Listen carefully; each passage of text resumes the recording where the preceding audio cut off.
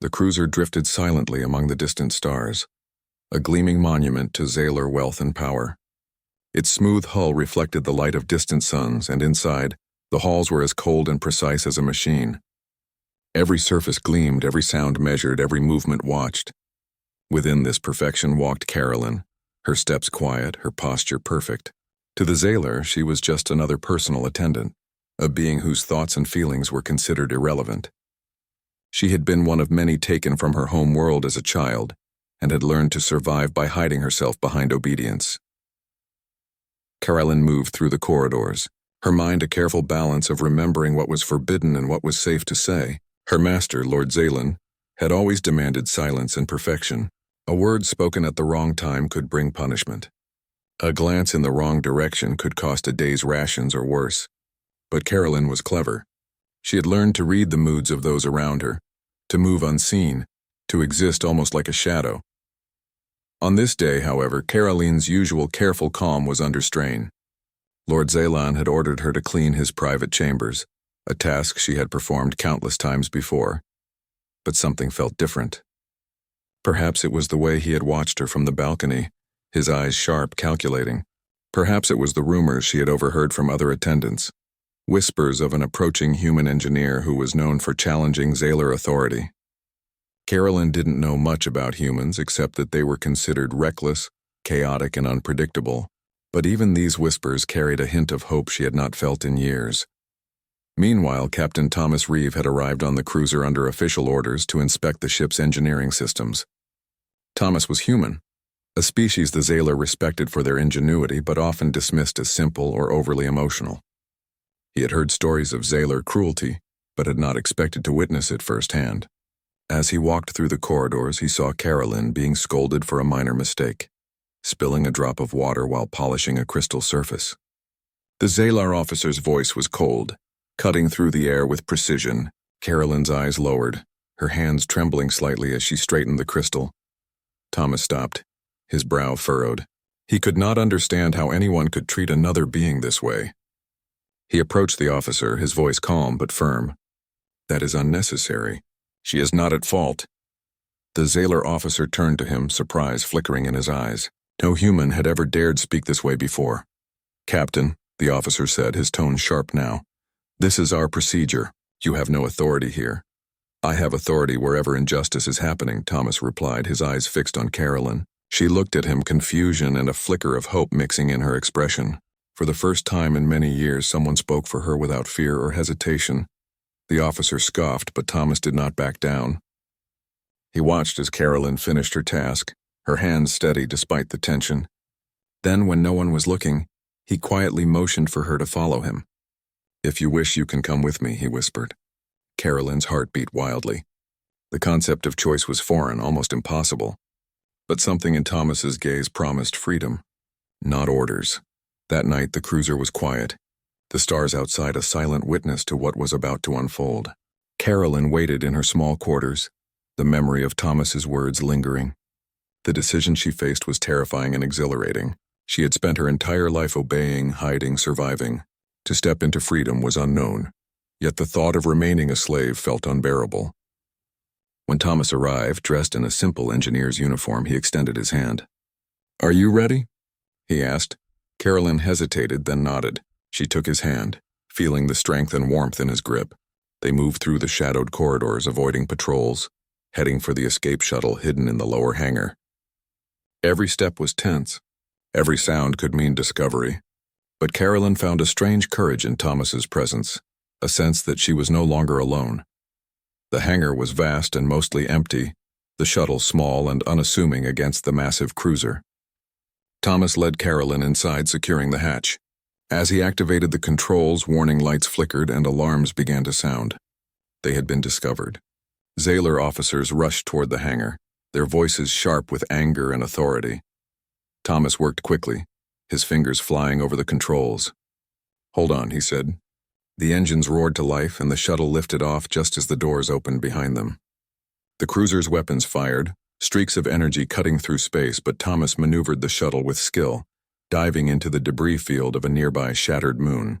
Rocks and broken satellites created a maze that only a human mind could navigate with such speed and precision.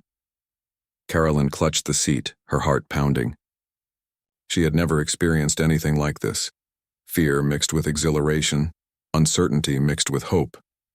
She looked at Thomas, whose calm focus contrasted sharply with the chaos outside. "Why are you risking yourself for me?" she asked, her voice trembling. Thomas glanced at her, his eyes steady. "Because you are not property. You are a person. That is enough reason." Carolyn's breath caught. No one had ever said that to her, ever. Words alone, simple and true, seemed to lift a weight she had carried for years. For the first time she felt seen, valued, human. The shuttle finally found temporary cover among the jagged rocks of the debris field. They floated silently, hidden for the moment, the stars stretching endlessly beyond the shattered moonscape. Carolyn finally allowed herself to speak freely. "I never thought I would have a choice," she said. "All my life I only obeyed. I did not even know what freedom could feel like." Thomas nodded, understanding.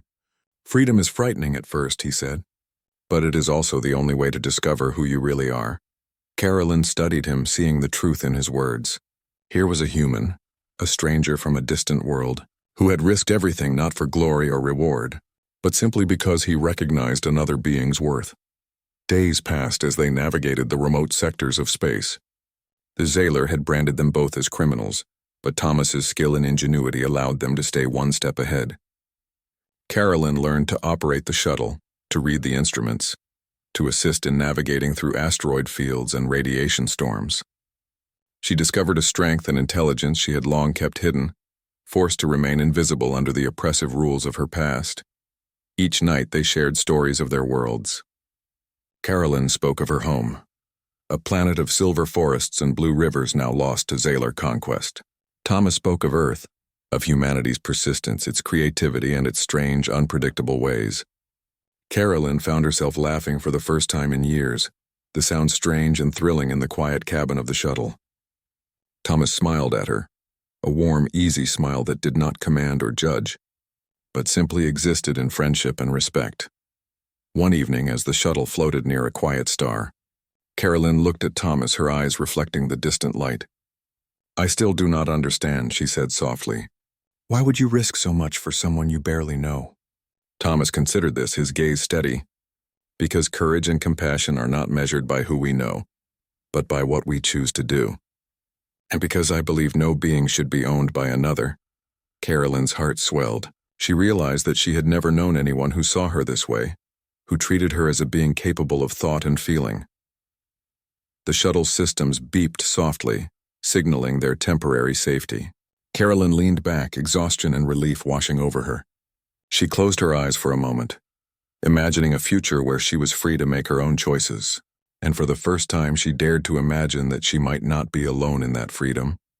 In the quiet of the shuttle, far from the tyranny of the Zaylar, Carolyn made a silent promise to herself. She would learn to live, to think, to act as her own being, and she would honor the human who had shown her that possibility. Thomas, unaware of her promise, continued to plot their course, preparing for whatever dangers might come next. But both of them knew without words that the journey ahead would be different from anything they had known before. The stars stretched endlessly outside the viewport, each one a reminder of the vastness of space and the smallness of fear in the face of courage. And in that moment, Carolyn felt something she had never allowed herself to feel before: hope. The shuttle drifted through the empty stretch of space, its hull scarred from the chase that had brought Carolyn and Thomas here. Outside, the stars stretched like silver threads across the black canvas, silent witnesses to their escape. Inside, the small cabin was quiet, the hum of the engines the only sound. Carolyn sat in the corner, hands folded in her lap, staring at the viewport. Freedom felt strange, almost unreal. She had never known choice, never known safety. The thought of living without someone commanding her every action made her feel both exhilarated and afraid. Thomas worked quietly at the controls, plotting a course through the outer sectors, far from known Zayler patrol routes. He had calculated multiple escape paths, each more complex than the last, using gravitational anomalies and asteroid fields to cover their trail. His mind, always active, was alive with the possibilities of what lay ahead. Yet he kept stealing glances at Carolyn, noting how she studied the stars, how her hands occasionally twitched as if waiting for instructions she no longer needed. "You seem restless," Thomas said, finally breaking the silence. Carolyn blinked, startled. I suppose I am, she admitted. I have spent so long obeying orders that I do not know what to do with freedom. It is unfamiliar, Thomas nodded. Freedom is not something we are taught. It is something we learn by living. You will make mistakes, you will falter, but that is how you discover yourself. Carolyn looked at him, surprised at the gentleness in his voice. No one had ever spoken to her like this before. Her entire life had been about pleasing others, hiding her thoughts, surviving. Yet here, in this small shuttle, she was allowed to exist as herself. She found a flicker of courage within her. Then I want to learn, she said softly. Days passed as they traveled through the uncharted sectors. Thomas taught Carolyn how to navigate the shuttle, read star charts, and operate basic systems. She absorbed everything with eagerness, discovering a sharp mind that had long been hidden under years of fear. She was quick and resourceful, adapting to the challenges of piloting a vessel in unpredictable space. Thomas was patient, guiding her with quiet encouragement rather than commands. Their growing partnership was tested when a Zalar hunting vessel appeared on the sensors. Carolyn froze for a moment, panic rising, but Thomas's calm voice steadied her. Remember what I taught you. Focus, trust the systems, and trust yourself. The hunter ship opened fire, energy beams streaking toward the shuttle. Thomas maneuvered expertly, weaving through the debris field of a nearby asteroid belt. Carolyn assisted, operating the shields and monitoring energy levels. Together, they danced through the rocky maze, the hunter struggling to follow. Carolyn felt a thrill she had never known, a sense of agency, of being part of a team, of controlling her destiny. When the Zalar ship finally broke off pursuit, Thomas exhaled, leaning back in his seat. Carolyn's hands trembled, but she smiled. We did it, she said, a hint of pride in her voice. Yes, Thomas agreed. We did, and you were a crucial part of it. Never forget that, Carolyn's eyes filled with gratitude. For the first time, someone had recognized her worth not as property, but as a partner. She realized that the human before her was not just brave or clever. He was the first person to truly see her as an individual. As the weeks went on, Carolyn and Thomas explored abandoned stations, hidden moons, and forgotten colonies. They survived on ingenuity and mutual trust, learning to anticipate dangers before they arrived. Carolyn's confidence grew, and with it, a quiet bond formed between them. She began to speak more freely, sharing her thoughts, her memories of her home world, and even her dreams. Thomas listened, offering insight when needed but never judging. One night, as they rested near a quiet star, Carolyn spoke softly. Thomas, I have something to ask you. He turned to her, curious. What is it? I have never known love, she said slowly, choosing her words carefully. But I think I may be feeling something for you. I do not understand it fully, but it is real, and I do not know what to do with it.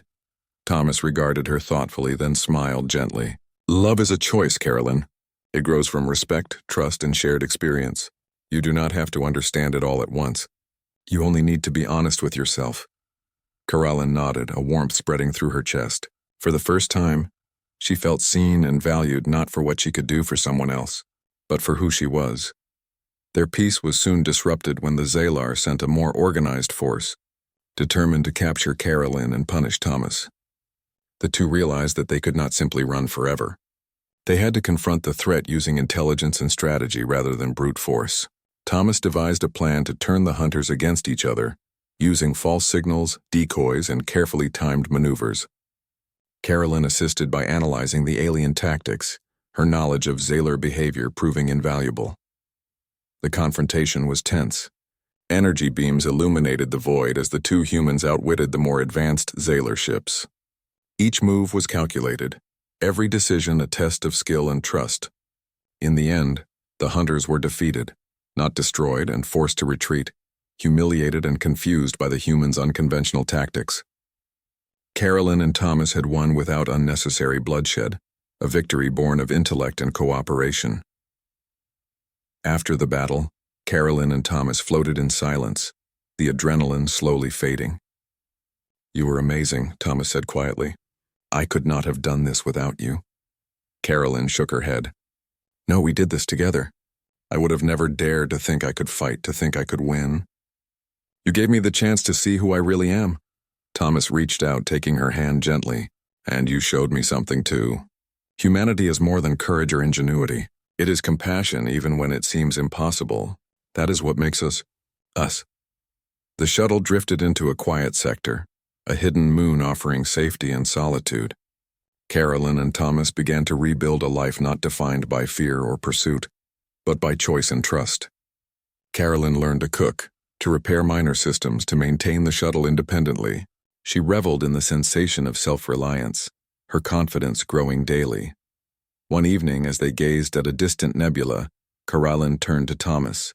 "I have a question, one I have never asked anyone," she said softly. Thomas looked at her. "Ask." "On your world," she began hesitantly, "do people choose their partners? Is it possible to become equals, to stand together not as master and servant but as companions?" Thomas smiled warmly. "Yes. In our culture, two people who respect and care for each other may choose to become partners. They support each other, share responsibilities, and face challenges together. No one owns the other. It is a bond built on choice and trust."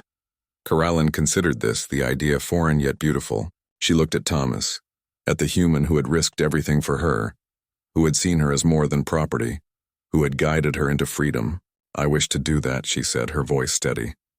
"I wish to stand with you as your equal by my own choice." Thomas's eyes shone with warmth.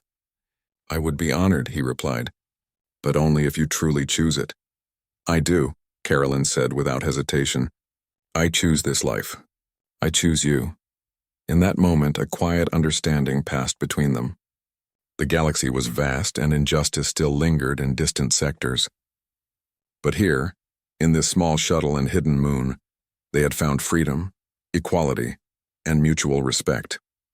Their bond was not born of ownership or obligation, but of courage, compassion, and the shared experience of survival. Time passed, and their partnership grew stronger. They explored remote systems, helped others who had been oppressed, and spread the quiet legend of human ingenuity and compassion. Thomas's ingenuity and Caroline's insight became a powerful combination, allowing them to navigate challenges that would have overwhelmed most. They became known as a duo who could outthink even the most formidable adversaries, a symbol that freedom and courage could triumph over oppression. Carolyn discovered the depth of her own strength, the power of her intellect, and the warmth of a bond built on trust. Thomas discovered the full value of humanity, not just in skill or bravery, but in the ability to see others as equals, to act with integrity, and to inspire hope in the hopeless. Together, they moved through the stars, not as master and servant, not as captor and captive, but as equals, partners, and friends. And under the endless stars, Carolyn whispered one night, "I never imagined a life like this. I never thought I could be free." Thomas squeezed her hand gently. "Freedom is only the beginning. What matters is what you do with it, who you share it with, and how you choose to live. And I am glad I get to share it with you." Carolyn smiled, the first true unburdened smile of her life. The galaxy was vast and uncertain, but she knew one thing with absolute clarity. She was no longer a slave. She was a human among humans, a partner in life, and most importantly, she was truly free.